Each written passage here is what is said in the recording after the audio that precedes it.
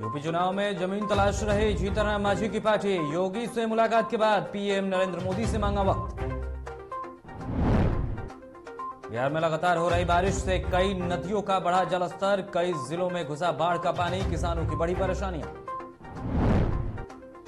Valmiki tiger project ने रचा कीर्तिमान। बाघ रक्षक और कैट्स अवार्ड से हुआ सम्मान। आज पीएम मोदी गरीब कल्याण अन्य योजना के लाभार्थियों को से करेंगे बात। वर्चुअल होगी ये बातचीत। बढ़ते हैं अगली खबर की तरफ। इधर वाल्मीकि टाइगर प्रोजेक्ट ने कीर्तिमान रच दिया है। दरअसल 1994 में अपनी स्थापना के बाद पहली बार वाल्मीकि टाइगर प्रोजेक्ट को देश के 51 टाइगर रिजर्व में से 2 विशेष कार्यों के लिए केंद्र सरकार ने सम्मानित किया है। आपको बता दें कि प्रोजेक्ट को एनटीसीए की ओर से बाघ रक्षक के लिए 5वां और कैट्स अवार्ड के मामले में 14वां रैंक देते हुए पुरस्कृत किया गया है। आपको बता दें कि देश में 51वां टाइगर रिजर्व में से सिर्फ 5 टाइगर रिजर्व से जुड़े व्यक्तियों को बाघ रक्षक का अवार्ड दिया गया है, जिसमें वीटीआर के मोहम्मद आरिफ भी शामिल है।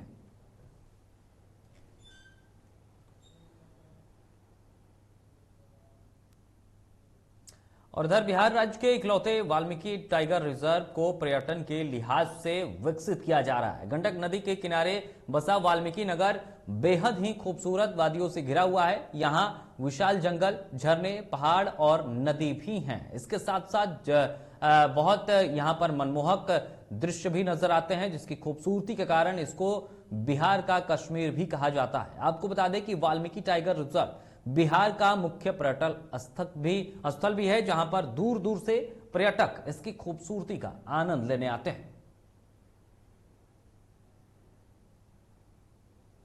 वाल्मीकि नगर हमारे बिहार का स्वर्ग है। अभी आप देख सकते हैं, यहाँ बगल में ही नेपाल है और यहाँ पे वाल्मीकि नगर में टाइगर रिजर्व, पूरा वाल्मीकि नगर का जंगल भी बड़ी शानदार है। और यहाँ रिंकू सिंह जी के प्रयासों के द्वारा बहुत बढ़िया ही यहाँ काम हो रहा है। अभी माननीय मुख्यमंत्री जी का भी यहाँ काफी बढ़िया अपना। राजधानी पटना के प्रमुख railway station Rajendra Nagar terminal को नया लुक दिया जाएगा। आपको बता दें कि रेल यात्रियों को एयरपोर्ट जैसी सुविधाएं मिलेंगी। ऑटोमेटिक खुलने और बंद होने वाले एक्सेस कंट्रोल गेट लगाए जाएंगे। इसके अलावा स्टेशन पुनर्विकास योजना के तहत राजेंद्र नगर टर्मिनल को डेवलप करने की तैयारी शुरू की गई है। आपको बता दें कि पीपीपी मोड पर विकसित करने के लिए डीपीआर माफ कीजिएगा, इसके अलावा जो है स्टेशन का मॉडल जो है और डीपीआर को बनाया गया है। आपको हम यह भी बता दें कि पब्लिक प्राइवेट पार्टनरशिप परियोजना के तहत टर्मिनल को विकसित किया जाना है। और बुलेटिन में क्या रुकेंगे छोटे से ब्रेक के लिए।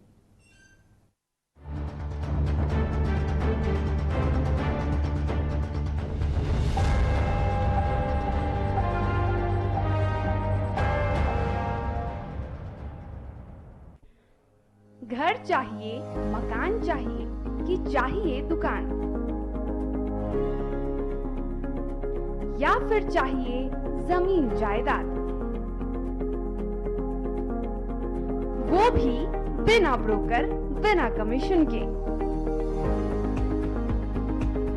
100% लीगल। अधिक जानकारी के लिए देखिए हमारा खास कार्यक्रम बिल्डिंग बाजार।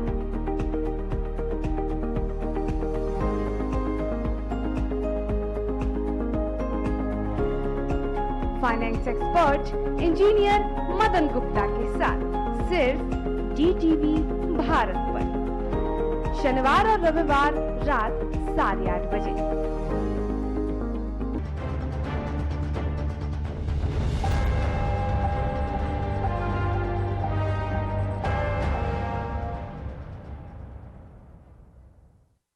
और ब्रेक के बाद आप सभी का एक बार फिर से स्वागत है। गया के छात्र अमन नागसेन की चीन में संदेहास्पद स्थिति में मौत हो गई, लेकिन अभी तक उसका पार्थिव शरीर भारत नहीं आया है, जिसको लेकर उसके परिवार और जिले वासियों ने शहर में कैंडल मार्च निकाला। इस दौरान मृतक के पिता ने विदेश में पढ़ने वाले भारतीय बच्चों की सुरक्षा पर सवाल खड़ा किया है। उन्होंने कहा है कि इस घटना से भारत सरकार को सीख लेनी चाहिए। आपको बता दें कि भारतीय दूतावास से ईमेल के जरिए परिजनों को जानकारी दी गई है। साथ ही यह भी बताया गया है कि कागजी कार्रवाई करने के बाद शव भारत भेजा जाएगा। मेल में सूचना मिला है कि मेरे बेटे की हत्या हुई है। अभी तक जो मुझे सूचना थी सिर्फ डेथ की थी, और आज इंडियन एम्बेसी से मेरे मेल आया है कि मेरे पुत्र की हत्या की गई है। सजा दिलाना चाहिए तो जो भी सरकार के द्वारा दिया जाए और हम पार्थिव शरीर वापस लाए। इसके मुझे मेरा भाई का पार्थिव शरीर जो है वो मुझे चाहिए। भारत सरकार की मदद के द्वारा हमारे घर तक पहुंचाया जाए। और दूसरी ये है कि जिसने भी ये काम किया है उसको कड़ी से कड़ी सजा दी जाए। भारत सरकार और चाइना सरकार दोनों मिल के उसको कड़ी से कड़ी सजा दी जाए। उधर कटिहार मेयर की हत्या पर पुलिसिया कार्रवाई को लेकर लोगों ने मृतक के आवास से कैंडल मार्च निकाला। इस दौरान लोगों ने जल्द से जल्द आरोपियों को गिरफ्तार करने की मांग की है। आपको बता दें कि कैंडल मार्च में दिवंगत महापौर के परिजनों के साथ बड़ी संख्या में स्थानीय लोग भी मौजूद रहे। लोगों ने पुलिसिया कार्रवाई पर सवाल खड़ा किया और जल्द से जल्द अपराधियों को गिरफ्तार करने की मांग की। हमें भाई का जितना भी है जो भी है हम फांसी चाहते हैं, क्योंकि मेरा भाई दोबारा आ नहीं सकता।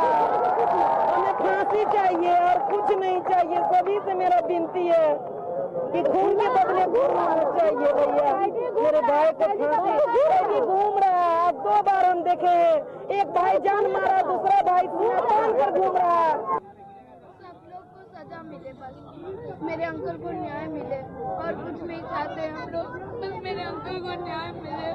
सबका हाथ जोड़ के विनती है, मेरे अंकल को न्याय दिला दीजिए। बक्सर नगर थाना क्षेत्र के वीर कुंवर सिंह सेतु पर एक अजीब वाकया सामने आया है। दरअसल 2 युवती आपस में दुपट्टे से हाथ बांधकर उफनती गंगा में कूद गई। इस दौरान पुल निर्माण में लगे लोगों ने तत्परता दिखाते हुए दोनों को नदी से बाहर निकाला, जिसके बाद एक की मौत हो गई जबकि दूसरी को सदर अस्पताल में भर्ती कराया गया है। दोनों युवती एक ही परिवार से बताई जा रही हैं और इस घटना से परिवार में कोहराम मचा हुआ है। फिलहाल पुलिस मामले की जांच कर रही है।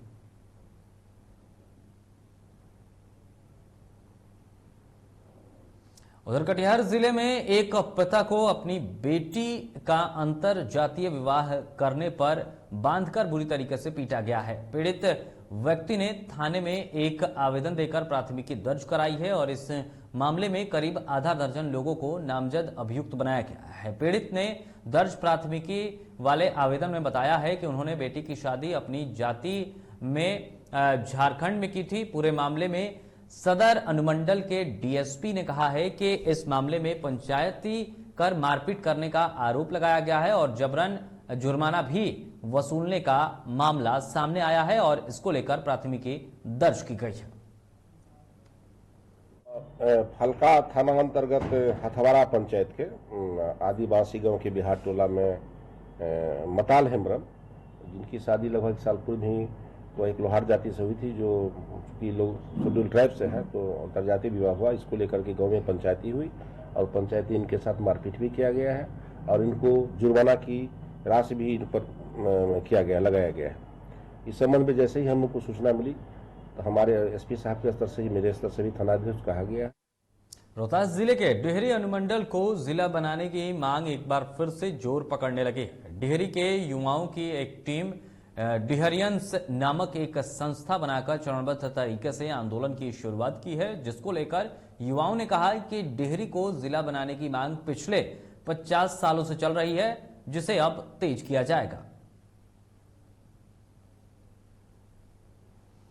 डिहरी ऑन सोन को जिला मुख्यालय बनाना चाहिए, जो कि ये डिहरी ऑन सोन जिला मुख्यालय बनने के सारे मानकों को पूरा करता है। बहुत पुरानी मांग रही है।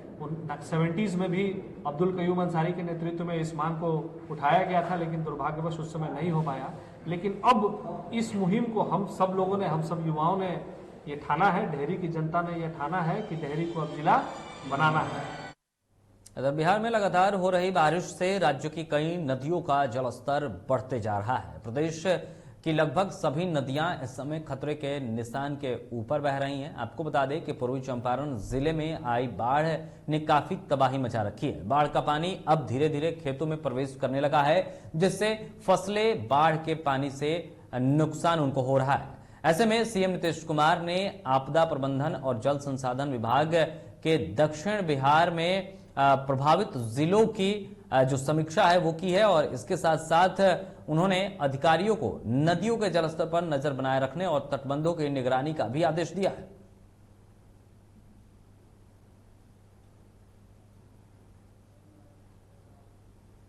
देवघर के जस्सेडीह में पुलिस को बड़ी सफलता हाथ लगी है, जहां पुलिस ने गुप्त सूचना के आधार पर छापेमारी कर 9 किलो गांजे के साथ एक युवक को गिरफ्तार किया है।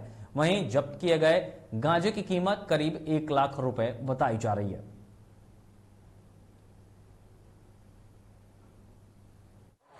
सूचना को वरीय पदाधिकारी को पुलिस अधीक्षक देवघर को दिया गया, जिसके दिशा निर्देश के आलोक में एसडीपीओ देवघर के नेतृत्व में एक टीम गठित हुई थी, जिसमें जसीडीह थाना प्रभारी एवं सशस्त्र बल थे। इनके द्वारा ही काफ़ी प्रोफेशनल तरीके से उस स्थान पर पहुंचा गया और वहां पे जो है जो भी गुप्त सूचना। प्रधानमंत्री नरेंद्र मोदी आज गुजरात में प्रधानमंत्री गरीब कल्याण अन्न योजना के लाभार्थियों से वीडियो कॉन्फ्रेंसिंग के जरिए बातचीत करेंगे। पीएम नरेंद्र मोदी ने सोमवार को ट्विटर पर पोस्ट कर कहा कि 3 अगस्त की दोपहर 12:30 बजे प्रधानमंत्री गरीब कल्याण अन्न योजना के लाभार्थियों से बातचीत करेंगे और इस दौरान उनसे बातचीत करते हुए प्रधानमंत्री उनको कोई सौगात भी दे सकते हैं। ऐसी खबरें भी निकलकर सामने आ रही। और फिलहाल खबरों के इस बुलेटिन में इतना ही। ऐसे ही तमाम बड़ी खबरों से अपडेट रहने के लिए आप देखते रहिए डीटीवी भारत। नमस्कार।